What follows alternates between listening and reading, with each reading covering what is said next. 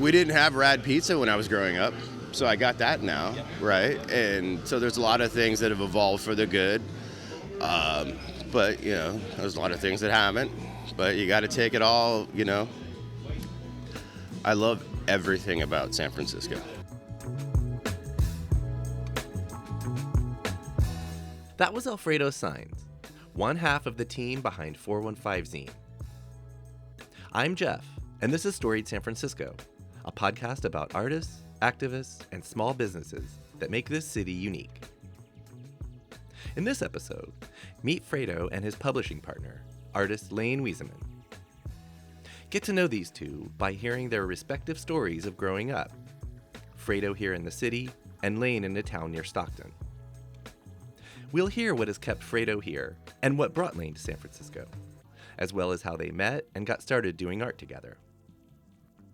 Check back next week for part 2 and the story of the founding of 415 Zine. Here's Alfredo Sainz, followed by Laine Wiesemann. Coincidentally, I was just doing Ancestry.com. Oh, you yourself? Yeah, myself. Okay. My mom got it for me for Christmas. Figuring out, the path that my ancestors took. So, but yeah, my grandfather came as part of the Bracero Program. Okay. Way back during World War II. So he came to work in the fields. And so he was the first one to come over. And where did he come from? Mexico. Do you know exactly From where? Chihuahua. Chihuahua, Yeah, okay. so pretty much dead south of El Paso. Of Texas, yeah. And so my mom is from Chihuahua, and slowly but surely from El Paso, we have a trail of family that starts at El Paso, goes through New Mexico, Arizona, LA, and then heads up here to San Francisco, and this is about as far north as we made it. Okay. My brother and I, my mom being the eldest, were the firstborn here in the States, so we're both Chicanos. Okay. And you and your brother are like the oldest of some cousins, I'm a lot guessing? of cousins. Yeah, we got a Do you know lot. how many? So This came up in Kundan's episode. Yeah. She's got 26. I mean, Yeah. no one can compete with that. yeah, we don't have 26. I think there's like 14. That's a 14 lot. on my mom's side. My dad, who's from Guadalajara, that's probably somewhere in like maybe close to 20, because I still have a lot of family in Guadalajara. Okay. So they didn't come over fully as my mom's side did. So they still have a lot of family that splits time between Guadalajara and here. So Was your mom born in El Paso, or where was she from? she was born in Chihuahua. In Chihuahua as Yeah, well. Okay. so- Okay. And then So my that family migrated first west and then north once they got to the ocean. Yeah. Okay. Yeah, and we couldn't go any farther west. So yeah, basically my grandfather followed the work up north. Right. And that's how he ended up here. Got into construction and settled on San Francisco. And already had his immediate family with him, at least? Yeah, Your mom? he brought not at first, and then he brought my grandma and my mom, and then I have 4 aunts and 5 uncles that eventually were either born here or made their way over. That'll get you a lot of cousins. Yeah. That yeah. many aunts and uncles will get you a lot of cousins. But yeah, so that's how we ended up here in the city. And Do you know what decade or year your grandpa's family? 46. Okay, so right after the war. Yeah. So, okay. We have all his. I have his passport that Wow. has it labeled as work visa only and whatnot. Got a great head of hair, which was awesome. It's awesome to look Skips at. a generation too, so you should be. No. Okay. No. Yeah. That's a different podcast. Yeah. I think I got the gene from my dad's side. I think it was 46 when he came, and like I said, me and my brother first two, and it's Mexican blood, American style. It's kind of what it is for us. So, Hell yeah. What part of the city were y'all in when you? we were in came around? Excelsior by Crocker Park. Yep. And then after high school, I moved to the Sunset. Okay. Spent some time in Daly City as well. Okay. And The ticky-tacky houses, or the Dolger homes. Yeah. Yeah. But also Joseph Westlake. I'm sorry. Yeah. Love that place. I It's did. controversial. Yeah, I did love Joseph Westlake. The food is still dope, though. Yeah. No, it's just not like it was. Yeah, it's it's nothing's ever like it once was. I guess Sure. the older you get. Sure. But and then I've been in the Sunset ever since, just kind of stomping around. I went to school in the city. It's over here at Sacred Heart, so I got a lot of buddies that still live in San Francisco, working here, and just run into people, and this is home sweet home. And in case anyone thinks that you're lying about being from San Francisco, you did just offer up your high school unprompted. Yeah. Which is fucking proof Yeah. that you are from San Francisco. Yeah, and it's a stamped. I'm a Gary kid, so I was born at Gary Hospital on Gary. So Gary Hospital, Kaiser Hospital on Gary. Sorry. French? No. Oh, the other one. The other one. Yeah. So the Diviz one, like the area we were just talking about. Mm-hmm. Yeah. So. I've got my papers. Sore subject right now. Yeah, I know. Did you ever not live in San Francisco? Besides, Daly City doesn't really count as not it. And especially back then, it was just an extension of San Francisco. It's like where all the city workers lived, because you could buy that little house for cheap. Even had the same area code back then. Yep. But no, I've never lived anywhere else. I mean, I've traveled. We spent our summers in Mexico. When my grandfather still had his ranch. Wow. We would go down, and this is back when you could throw 6 kids in the back of a pickup. And then, mind you, it was carpeted, but we would drive from here to El Paso, right, in the back of this truck, and then hang out with aunts and uncles in El Paso, and then cross the border in Juarez, and then head dead south to my grandfather's ranch. And we had a small town, maybe 100 people. Okay. Where our ranch was, and it was next to a town of Mennonites, which was always interesting. Oh, yeah. And some of the houses were still adobe. Mm-hmm. We had just the one church, a small baseball field, one store, one phone. Did you like it as a kid? I didn't know any different, so it's what I knew. Right. We would go down, once a week to go get water. Go down to the river and fill up this big old trailer full of water, and then pump it up and ride horses, run around, But yeah, I didn't know any different, so it's like, that's just what we did. And it wasn't home. It was like a different place to be. Yeah, I mean, it's where Grandma and Grandpa lived. Totally. So it's like we go down Grandma there. and Grandpa's house. Yeah, and then, I had a kid that my grandpa, his ranch hand had a son that was my age. So it was just like going to hang out with your homie, and I'd bring him all my school clothes that I wasn't going to wear the next year, and then we just saddle up horses and run around and try not to die. Was this in the summer? I was about to ask. Huh? Was this in the summer? Yeah. So we would leave a couple of days after school got out, and then we'd come back a little bit before school started, enough to hit up K-Mart. Oh yeah. Get our goods on, get that nice turtleneck for the school year. I was just thinking the other day, because I grew up with K-Mart as well, just like it smelled a certain way when you walk in there. Yeah. That nothing else in the world smells like that. It smelled like savings. It smelled like savings. And maybe some popcorn and plastic and stuff like that. Yeah. I remember when they had popcorn in Walgreens, when they had their little, it was Woolworths downtown, where they had the downstairs, they had the little snack shack next to the birds and stuff like that. But, so yeah, I mean, whole life, I got all kinds of stories about the city. Were you ever tempted to leave? No. All right. And this is it. Do you want to talk about that right now? I think a little bit, like about leaving San Francisco. No, just about you're here. This is your city. Yeah, I mean, everything I look at now is definitely changed. For better or worse, whatever. I want to say maybe 10, 12 years ago, I was really into reading Herb Cain's books, which are all just snippets of his things, and that really kind of gave me a lot of perspective of how the city is changing for me now, because that's where I say it's never what it once was. I ripped that from Herb Cain, because it's like everybody's going to have a different memory, everybody's going to have a different idea of where it should be going, and it's do I look at some things and wish it was still there? Yeah, but maybe something's got to go, and it's just let it evolve, and then try not to get run over by this quote unquote progress. And sometimes literally. Yeah, and if I like something, go. There used to be a little barbecue place on Sloat where the garden center is now. Okay. Tiny little place where I was introduced to peach cobbler. And couldn't tell you the name of it now. My mom used to take me and my brother there.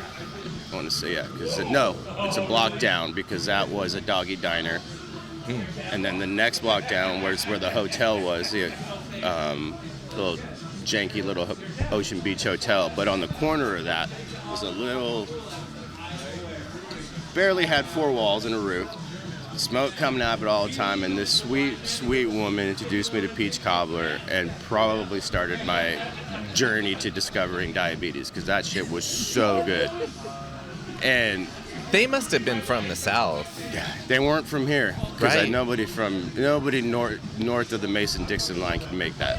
Right. And But we have awesome peaches, too. We do. Sorry, Georgia. yeah, so I drive by that all the time, and I look at that corner now. That's that weird, tall apartment building, Yeah. and I look at it fondly. But It ain't what it was. yeah, What is the saying?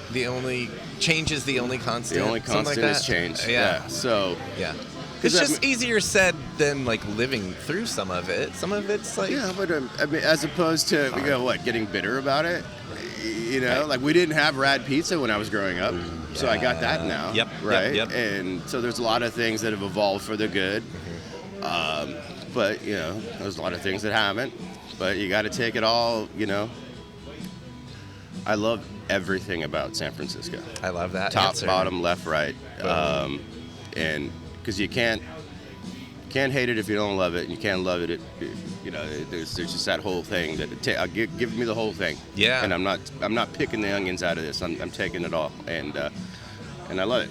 There's So- also that thing of like any one individual is not powerless to make things or to try to make things what they want it to be. Like the whole like just standing around and complaining or whatever it is. It's like you can do things. You can do things. Yeah, there's a whole Everyone can do something. kerfuffle with the new park, right, which directly affects my neighborhood. Right. And people got opinions. Yes, they do. I said, all right, well, either act on your opinions, either way, or don't. But Yeah. don't come peeing in my Cheerios. There's not much I can do about this here. Yeah. It's I don't know. I've been pretty mellow. It's like, hey man, just do your thing. I love it. It's like, you want to argue about a park? There's worse things that could be happening, and maybe and there are, and then maybe those need some attention too. And it's not that I'm aloof to it, but just do it. We will come back to one of the things that you do about it Yeah. in a minute. Thank you. Are you ready, Laine? Sure. You're not from San Francisco originally? I'm not from San Francisco, but I'm from California. Okay, that's a place. Yeah, it's a place. But tell us that story, and then maybe a little bit about where you are from, but also your decision or whatever it was that brought you. That brought me here to San Francisco. Yeah. So I grew up in Sanger, California. Don't born know in it. Fresno. I was gonna ask if it's a Route 99 Yeah. town. Okay. Sanger is home of the Okmok cracker, if anybody is familiar. I do know Okmok. Always been yes. a fan of Okmoks. Yeah. So out in the middle of orchards, like orange orchards. I think we had almonds or something around Okay. us. Anyways, and then lived up in Stockton, like Linden, between Stockton and Linden. Okay. My parents were train engineers. Oh wow. That's how they met. Amazing. Choo-choo. They both were engineers? Yeah. Oh my God, did they My wear mom the... was one of the first, the overalls and the hats? Probably overalls. I don't think the hats. I don't mean to reduce their careers, but like, that's what I think of. Yes. I think my mom was one of the first female engineers. Amazing. Yeah. Yes, went to Linden High School and would come to San Francisco and visit. Do you remember your first time? I don't know if I remember the first time, but I remember the excitement crossing over the Bay Bridge. Like, oh, wow, there's so much out there, this place looks so cool. What kind of Coming things would from a y'all do? small town, that was, Yeah. a lot different for me. Yep. What was the What question? kind of things would y'all do when you came? Forget about your first time, but just like in general when you came to the I city. remember my dad took my friend and I, we went somewhere on Haight, but I remember going to Amoeba Records. Okay. And I got a Red Hot Chili Peppers CD. Yes, you did. and I don't know if we listened to it on the drive back, But when my dad heard that there was a cuss word in it, he was like, no, we gotta throw this out. I was like, Dad, it's so cool. Yeah, wait till you hear what they do with socks, Dad. But now he loves them. Oh, good. But he plays the bass, so he plays some of their songs. It's fun. Your dad is a train engineer, or was a train engineer? Was a train engineer. Who plays the bass? Plays the bass, yeah. He might be my new favorite person. He sounds rad. Yes. Let's see, where was I? But you were still, so you're in high school, High and school. you're living up near Visiting- Stockton. Near We Stockton. can say, yeah. Like, oh, what a cool life that would be to not live in Stockton and to live in San Francisco.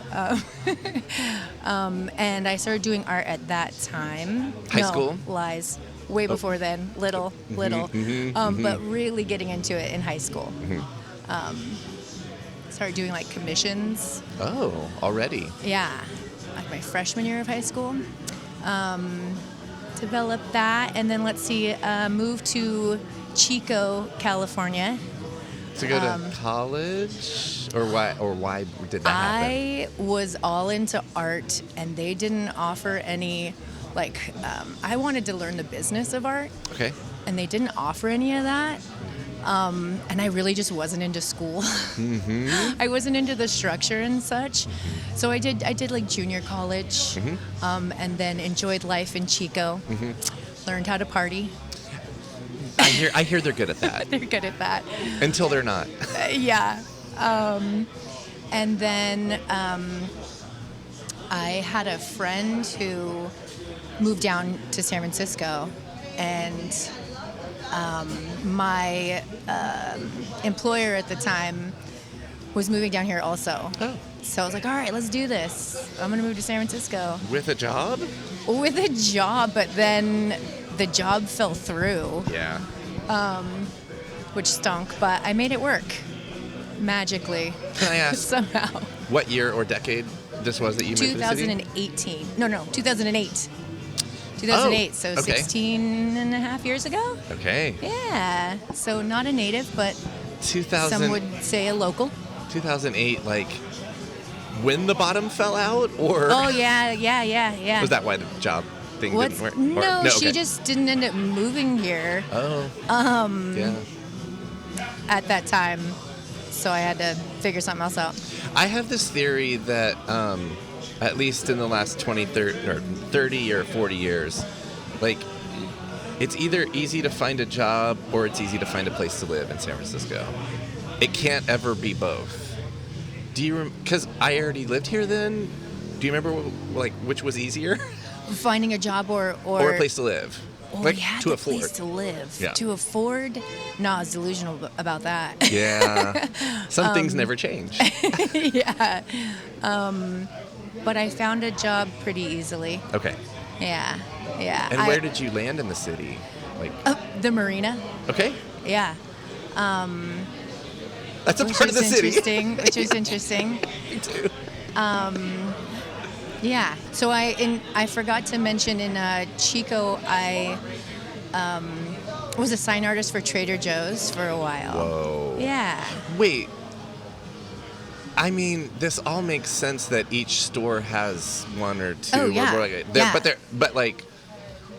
They make all the signs, I all the like little the art at murals. Trader I know, it's so Joe's. fun, right? I'm a weirdo. It really adds a special touch. Yeah, to the I mean, place. around here, it's all the Golden Gate Bridge or the Palace of Fine Art. It's Yes. really beautiful shit that means a lot to San Franciscans. And Yeah. it's so that's a cool. I don't think I've ever talked to anyone who did that. Yeah. It Nice. was fun. It was very fun. Okay. Yeah. And then, so I actually took a 5-year break from art, kind of after I moved here. I don't remember when. And I got into catering for special events. Okay. And that's actually where I met Alfredo. We used to get paid to party together, basically. Can you explain? Yeah, So- oh my God. Or elaborate. It was so fun. I had fun.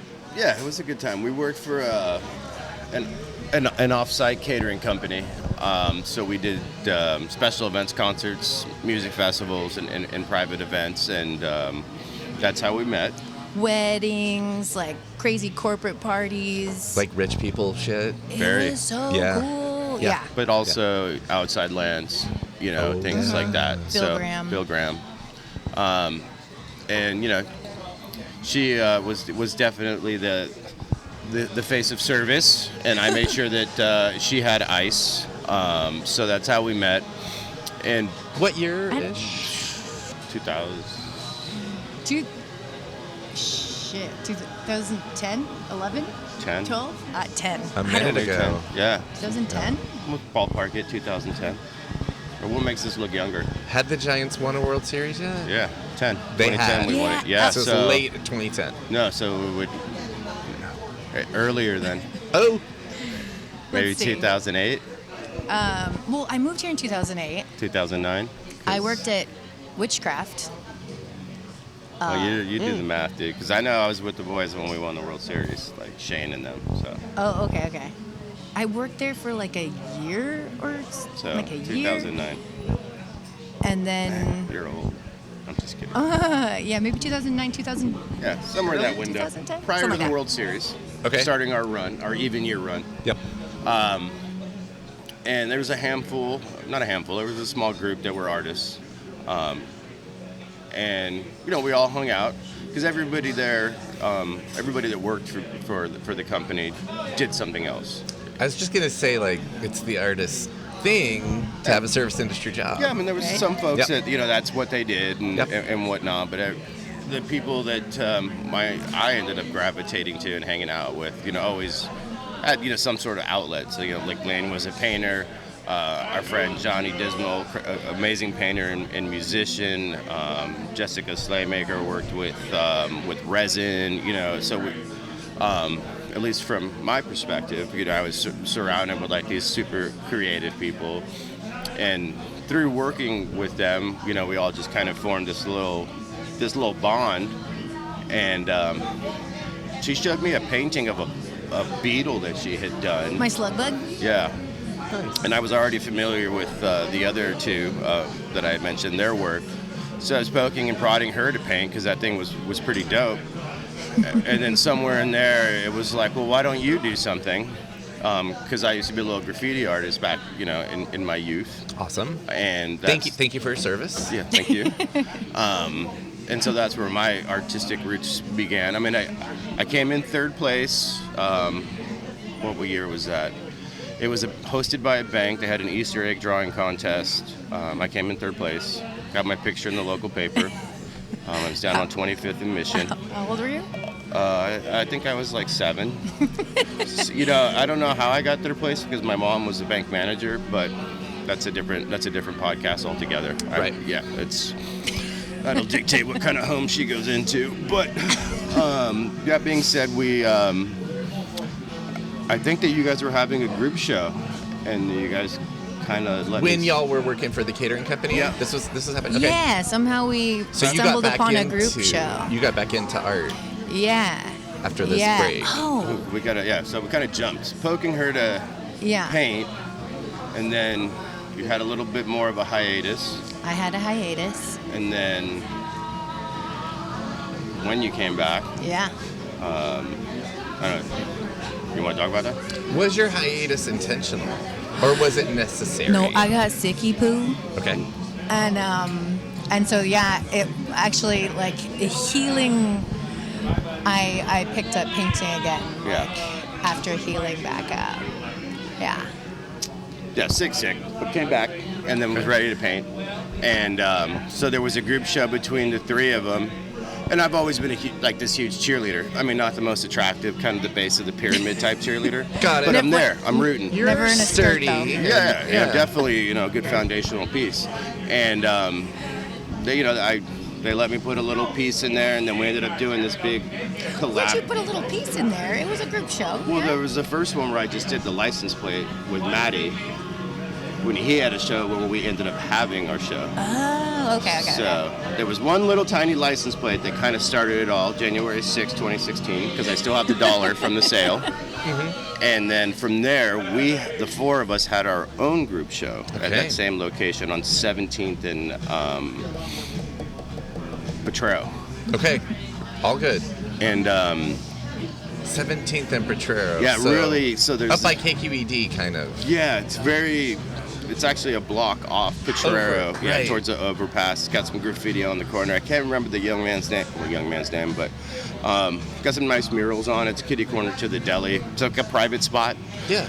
But he opened it up to us, and we had this great, like, I don't know, like 8-foot by 6-foot collaborative piece that we passed to like the 4 of us. That's like fun. our friend It was Jessica fun. did this like big old resin thing, and then I painted this giant Transamerica pyramid, and then Laine did her teapots, and then our friend Johnny Dismal did like live painting of us. My ears were a little big for accuracy, they were- but it was okay. It was like those little, what's that game called with the little monkeys that are like, Donkey Kong? no, like they hang on each other, you know? I thought that's what he was drawing.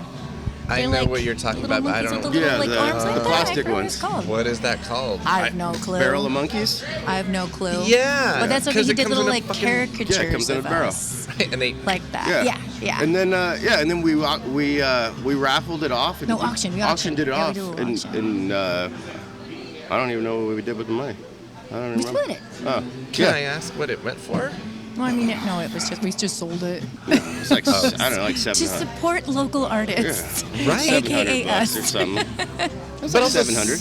something like that. And Yeah. split between 4 people, that's not that much money. But when you don't have anything. No, it's but it like- was nice, and it was like, I mean, for me and for you, it was like that was my first show in San Francisco in a long time. I did like a group show years and years ago, but that was really Yeah, I coming think my back into license it. plate was like $50. So I was just like, dude, you can get paid and not go to jail. Like I don't have to hop any fences.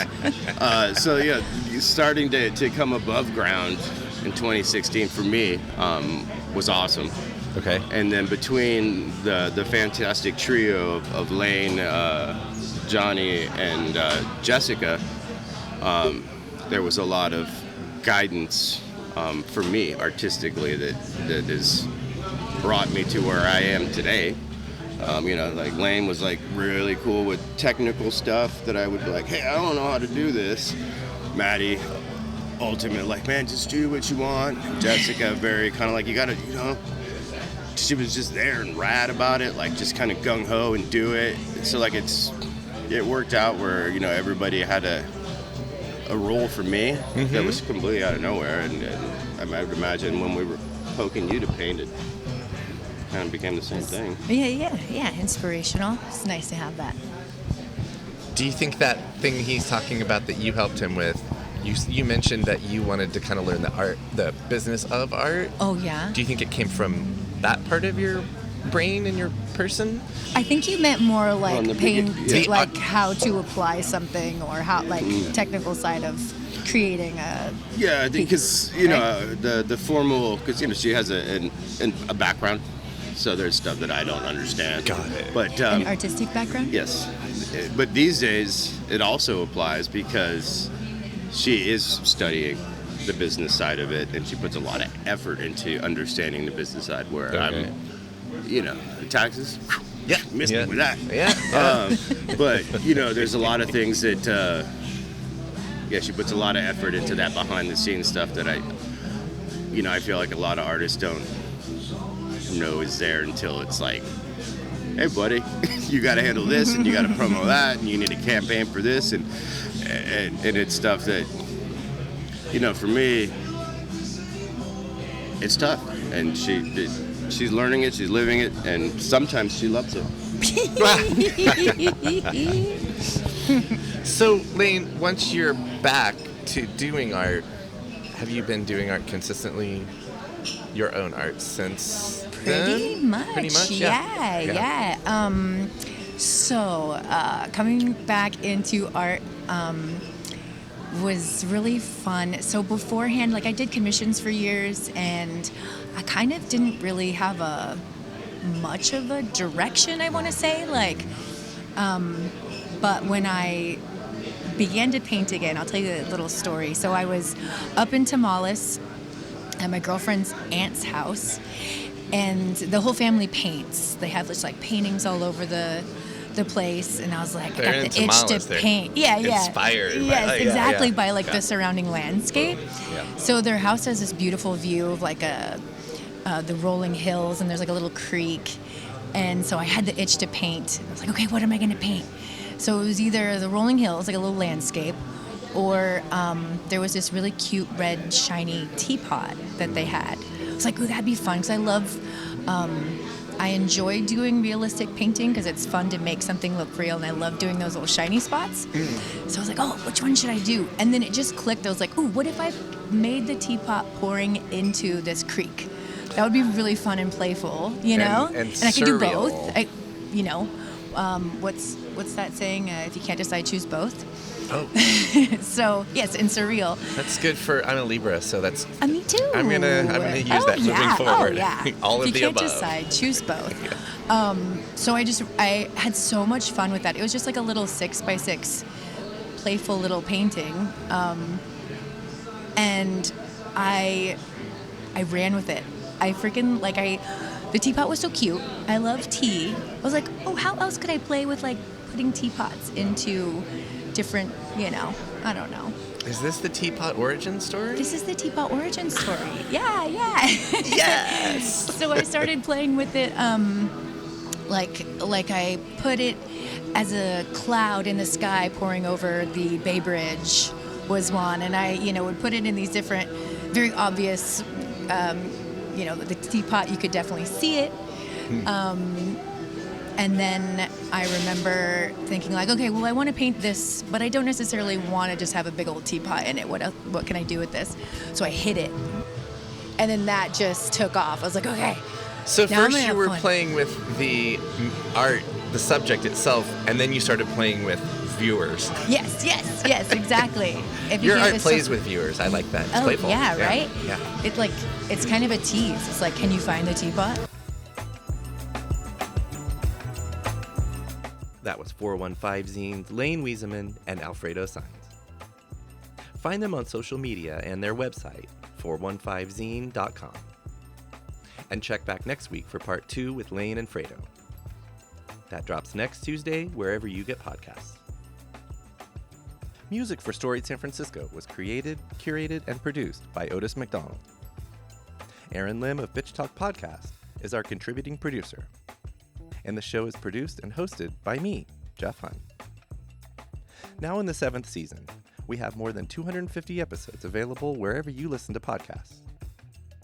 Check out the refreshed website, which I'm still working hard to repopulate with all the episodes. That's storiedsf.com. If you listen on Apple Podcasts, please rate and review the show. You can also rate us on Spotify. Find us on Instagram and Blue Sky at storiedsf. Thanks for listening. Stay safe, stay weird, stay informed, keep your eyes open, and we'll see you next time on Storied San Francisco.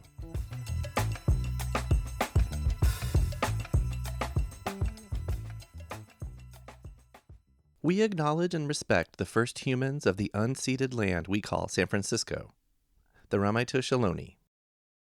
We condemn the genocide of these and other tribes across the Western Hemisphere. We honor their legacy and history, and we support rematriation and sovereignty efforts. This podcast is a proud member of the BFF.FM podcast network. Learn more at podcasts.bff.fm. BFF.FM, best frequencies forever.